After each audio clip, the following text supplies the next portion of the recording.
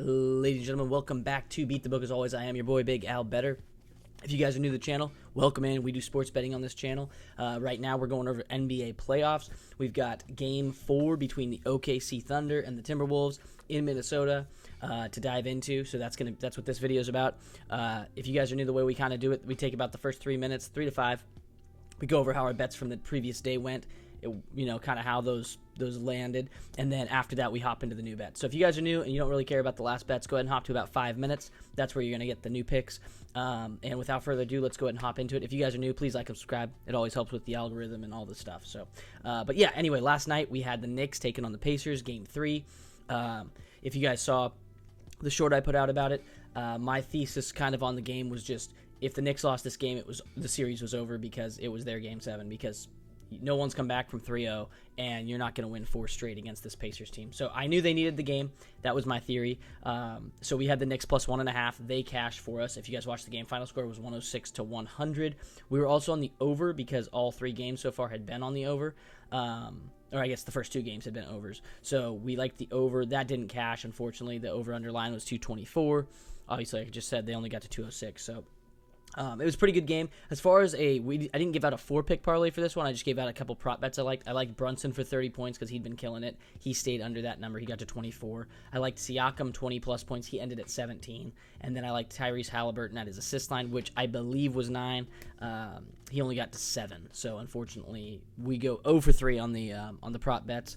But once again, if you guys are new to the channel, the way, like I always say, our big bets are always going to be over, under, and spreads, and then I put very little. So, like, if you're talking unit size, like gambling talk, it's like I put a full unit on the over, under, full unit on the spread, and then we'll do like a 1/10 of a unit or a half.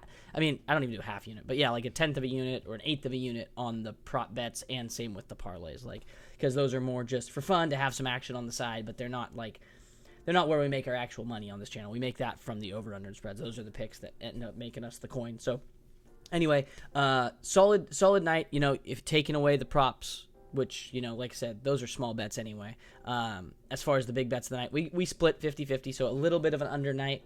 But overall, still having a great run here through these playoffs. Last OKC Timberwolves game, 100% bing bing. We missed the 4-pick parlay, but we got the over, we got the spread. So all in all, it's been a pretty good run for us. Round 2 was great for us. Round 1 was like a 50% round. As far as picks. Round 2, we killed it, and then round 3 so far has been profitable. So, we're just out here printing cash as we go. So anyway, let's go ahead and hop into this game from tonight. Let me switch the scene here for you guys. Bada bing, bada boom. We're right at 3 minutes in the video, like I said, too. Crazy. All right, Thunder Timberwolves, Game 4. Spread is 3. Last game, it was 2.5. So it moved a half point, even though, as my camera focuses, it moved a half point, even though the Timberwolves came out and absolutely slaughtered it. I think the final score was like 144-108. So absolute domination from the Timberwolves. They played a great game. They switched the way they were playing defense on Shea, and he only made 4 shots, and then he went to the free throw line, I think, 4 times. So he didn't go to the free throw line as much, did not get as many calls, and he only made 4 shots. So 14 points for Shea. You're doing something right. So anyway, going into this one, like I said, spread is 3, over under is 219. I'm going to start with the over under. We're going to be on the over. Every game has gone over except for game 1, which was 114-88.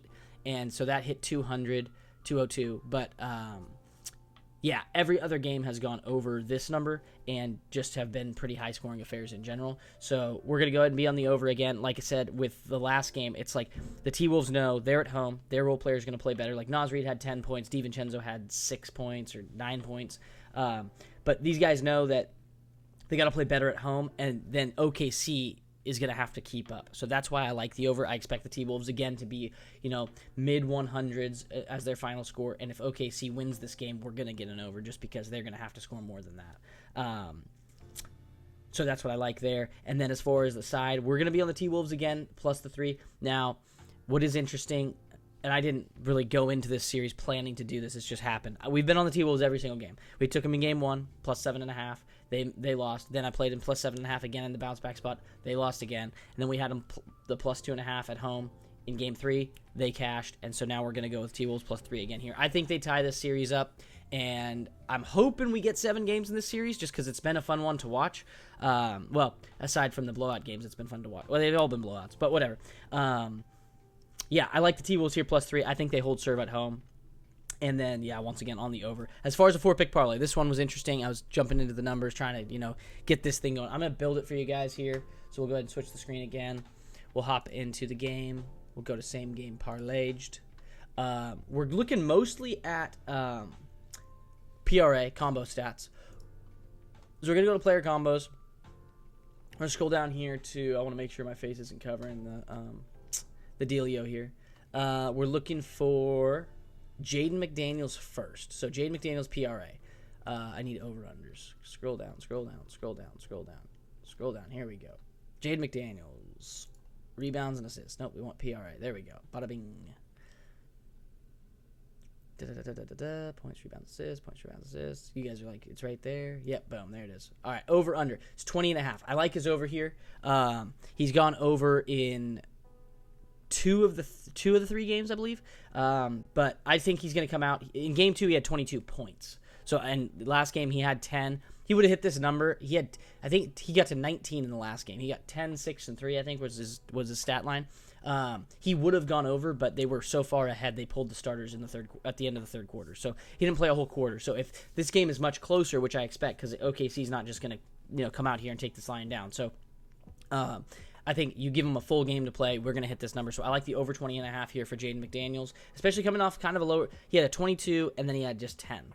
And before that, he had the game 1, he had 7, but he had 5 in the first minute. And then he didn't score again until the end of the game, basically. So then we're going to go to Anthony Edwards. I like him here, PRA, over 41.5. He's done this in 2 of the 3 games.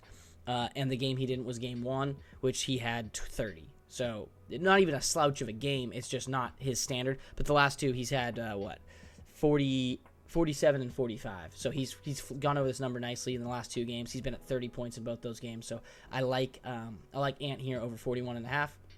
And then we're going to go ahead and take a peek at Rudy Gobert, wherever he's at down here. Rudy Gobert. His line's at 15.5. We like the under on this spot. He hasn't gone over this number yet in the series, so that's why I really like it. Games 1 and 2, he couldn't even score. He had like 2 points and 4 points or something. And then in this last one, he finally got to 6 points. Ooh, boy. But I still don't think he gets over this number. He plays great defense. He plays great defense, and he's going to get rebounds and stuff. But as far as being a huge contributor on the points of the on the equation, he just hasn't been there in this series. So I like his under in this spot. And then our final pick, and you can take this either way you like. So we're going to be on Jalen Williams. Now, I like his under 31.5 PRA, but what I'm not going to take that. We're actually going to just take his points line under. Because it's set at 21.5 or 20.5. Let's roll down. Jalen Williams, points over under. It's 20.5. I like the under here. Reason being, he has only gone over this number 1 time, and it was in Game 2. So first game, 19 points. Game 2, he had 26. So he got over, but not even by a ton. And then last game, he only had 13. So and I think he can get assists. He's going to get rebounds. And so I would rather take his under points and keep that under 20.5, which I think he will stay under, versus, take it under 31.5 PRA, and then he goes for 10 rebounds and 6 assists, and then he gets 15 points, and we're like, oh my goodness, how did that, you know what I mean? So that's what I like there. As you guys can see on the screen, the parlay pays out plus 1,000 right now over on DraftKings. Once again, just to go through that, Jaden McDaniels over 20.5 points, rebounds, and assists. Anthony Edwards over 41.5 points, rebounds, and assists. Rudy Gobert under 16, 15.5. It's 15.5 now. 15.5 points, rebounds, and assists. And then Jalen Williams under 20.5 points at plus 1,000 over on DraftKings right now. That is the parlay I like for this game. Would be a nice one to hit.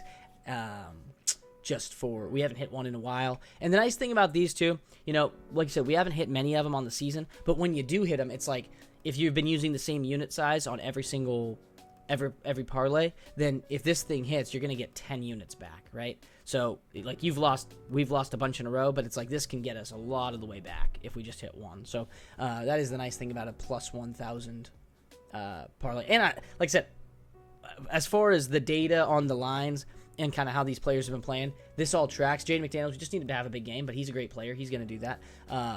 Ant needs to just keep being Ant. Just keep scoring points. Gobert, same thing with him. Keep doing what you've been doing, big fella.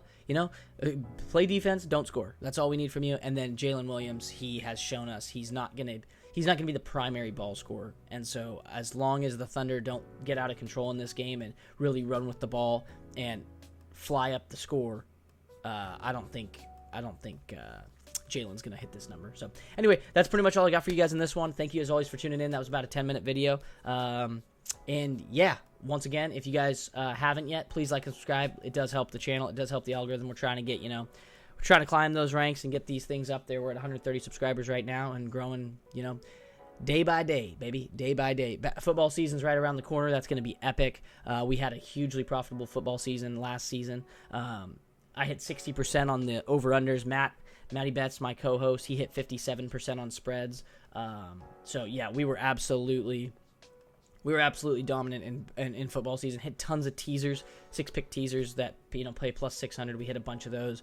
So yeah, that's right around the corner, and couldn't be more excited. So once again, thank you guys for tuning in, and we will catch you guys tomorrow. Good luck.